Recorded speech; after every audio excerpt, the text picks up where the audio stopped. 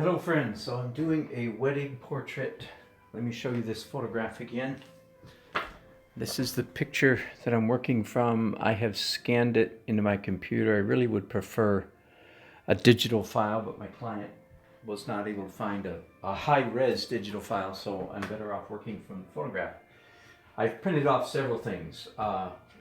One is just the image laminated. Another is this image on this size canvas will translate into, I believe, heads being this big. Boy, that looks big to me. That looks large, but I guess it's right.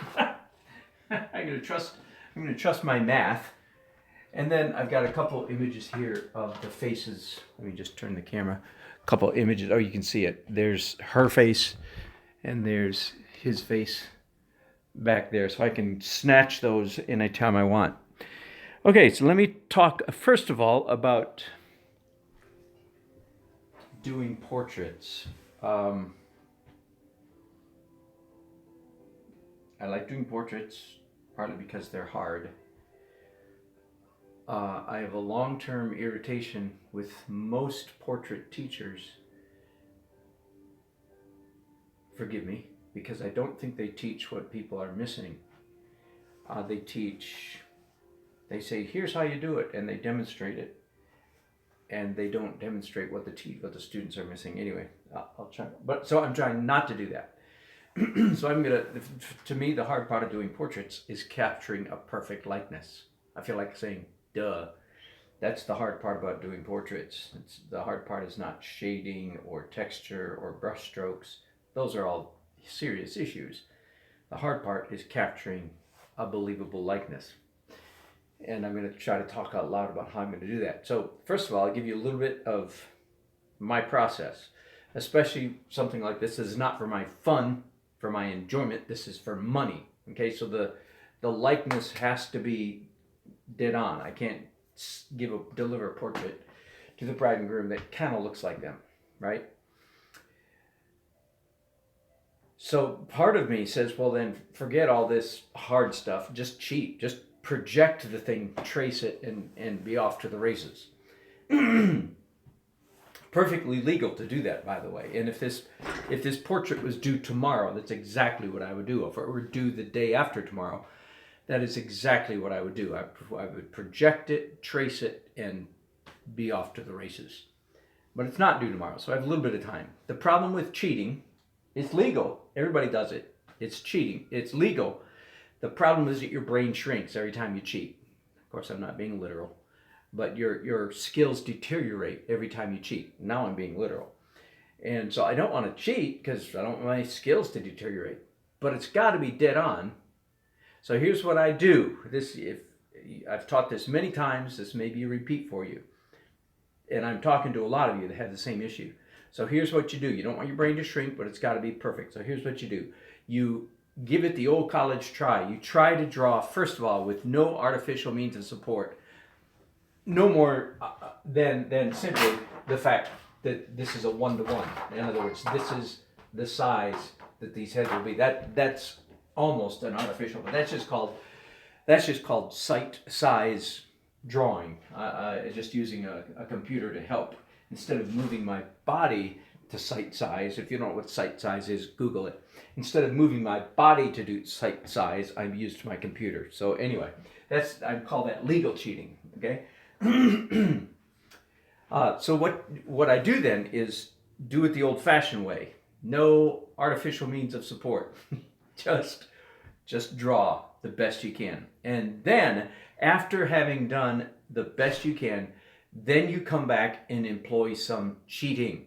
Get it? So then you've already worked your brain hard, your brain's growing, your skills are increasing, but then you've checked yourself. So this is a really good strategy for doing portraits because you get to find out in the checking process where you went wrong, and many times you'll discover a pattern.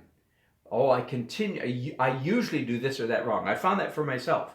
A couple things. I won't tell you what they are right now, too much detail.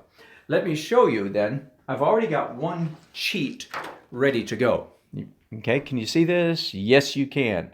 So I took the exact same photograph that I'm painting from down here. And again, in Photoshop, I put a grid over it. Now, if I may, lots of you guys, you learned gridding in junior high school or high school art. And I don't know if you can see this. I hope you can. But I want to, yes, there we go. I want to show you how to take the grid. Okay, here's traditional gridding. See that? Well, it's actually, that's better than traditional because it's two color. Let me talk to you for a minute. I sure hope somebody that's struggling is watching this because I'm teaching. Okay, first of all, if you've ever done a grid before, what's the problem? Especially if it's this fine. You get lost. You say, oh man, 1, 2, 3, 4, 5, 6, 7. 1, 2, 3, 4, 5, 6, 7. Ah, there it is. Okay, and how many down? One of those 14 down.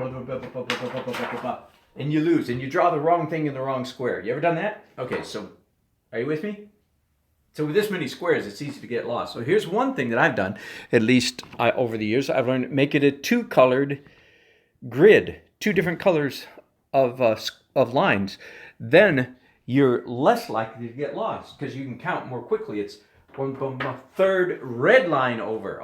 Third red line, boom, boom, boom. So if I put lines on this canvas, I'll actually literally use colored pencil, watercolor pencil. So it comes off. Got it? But here's what else I want you to see. Again, this is for those of you who want to use the grid cheating method. I didn't ever get this till about 18 years ago, I took a class and somebody showed me this and I thought, how stupid. Why aren't we all doing this? Okay, so let me show you up close. And again, forgive me the quality. Do you see those diagonal lines? Some of them are green. And again, the quality here of the photography leaves much to be desired. Some of the diagonal lines are green and some of them are purple. And they go from designated places, like from this intersection, which is easily counted, first blue, okay? First blue line, and then I count over to the 1, 2, third blue. Anyway, a diagonal, boom, that goes right under the woman's eyes, and so on. You see all those diagonals? They're all easily replicatable on the canvas. Once you've got your grid on there, then you go, oh, from this intersection to that one. You take a ruler and you draw a line, a purple line or green line, matching your grid. Okay, so that's, if I need to, this is what I'm going to employ for my cheat. This is my cheating, but I'm not going to use it first. I'm not going to do a grid over this whole thing and start cheating. Because why? Because my skills would deteriorate. Instead, I'm going to start by drawing just from that. Whew, boy, that was a long introduction. I'm debating here whether to call this episode 1 and go right into episode 2. No, I'll keep the camera rolling. Now, having said all that, changing gears here, I'm going to talk now, instead of talking about portraiture and grid and cheating, I'm going to talk about painting technique. I got these rubber gloves here for a reason. Long story, and I'll make it really short. 3 days ago, I was in one of my galleries in North Carolina, and I saw one of my paintings that I did about 2 months ago, and I went, whoa, that's a nice painting. It's nice when that happens. It does not always happen that way. And one of the things I liked about it was that at the very beginning of the painting process, I threw down some graphic abstract shapes that still showed through in the final painting. And it, in my mind, added much to the energy of the painting. So I'm going to do the same thing here, but instead of using brushes today, I'm going to use rags. Therefore, I'm going to use my hands. Therefore, I'm going to wear rubber gloves. So first of all, I'm going to mix up a color. Okay, let me show you what I'm doing. This is important. Well, it's important because you can't know what I'm doing if I don't show you. So, whoa. Here's my normal pots of color, right? And I've got a butcher tray here. Let me spray that with some extra water. I'm after a fairly neutral tint. brown. That's a little too blue. Okay, good enough. Now you know where I'm getting my paints from. Let's go back to the canvas. And I'm looking at this image. Whoa, got it? Looking at that image. And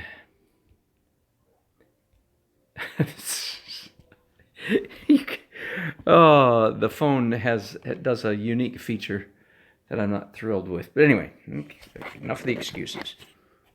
There's most of the canvas. Okay, gloves on.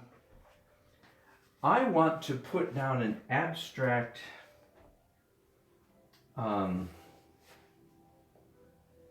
superstructure, framework, an abstract energy on this canvas that will complement the image that's going on top of it. So I'm getting my rags fairly saturated with this grayish, a bit more brown to it, grayish brown color.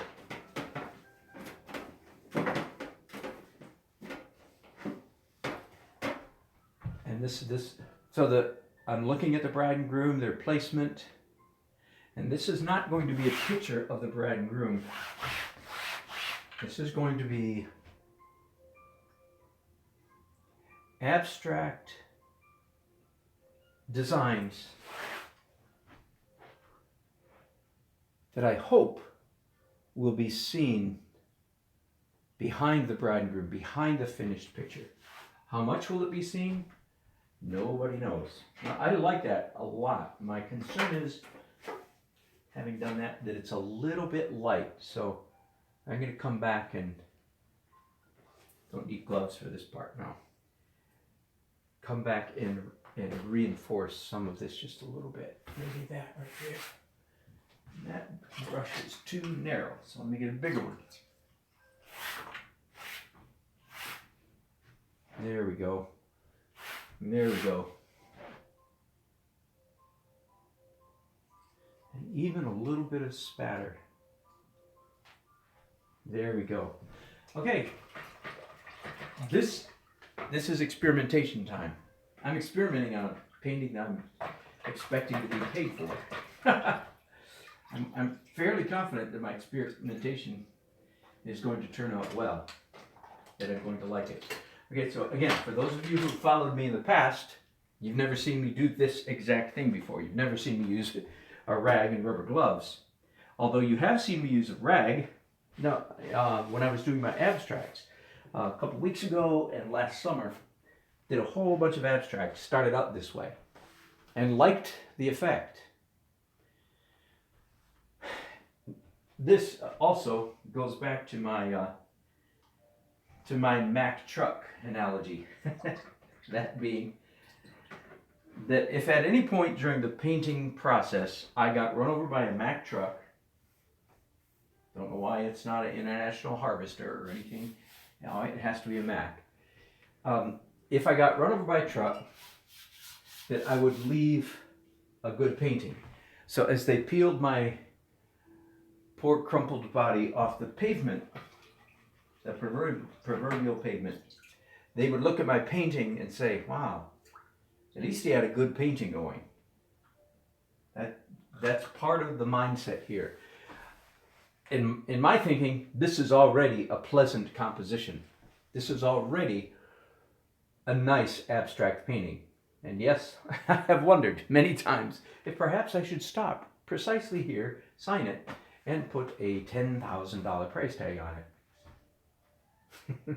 You know what it requires to do that? Chutzpah. Got to be Jewish. Yeah, chutzpah.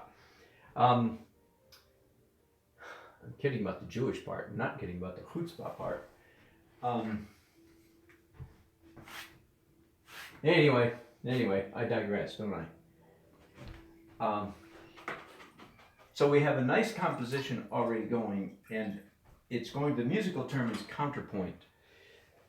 I'm going to put this picture on top of this composition, and I'm hoping that this composition will give a fun point, counterpoint, counterfoil be another word, counteraction to the picture. Okay, and of course, I'm at liberty. I have the freedom later on in the painting process to cover up as much of this as I want. So, in fact, I could obliterate this completely in the final painting, but I hope I won't. Why? Because I like this. That's a good composition. That's good painting. Make an offer. Start at $10,000. Okay, thanks for watching. I'm going to let this dry. Be back in just a few minutes.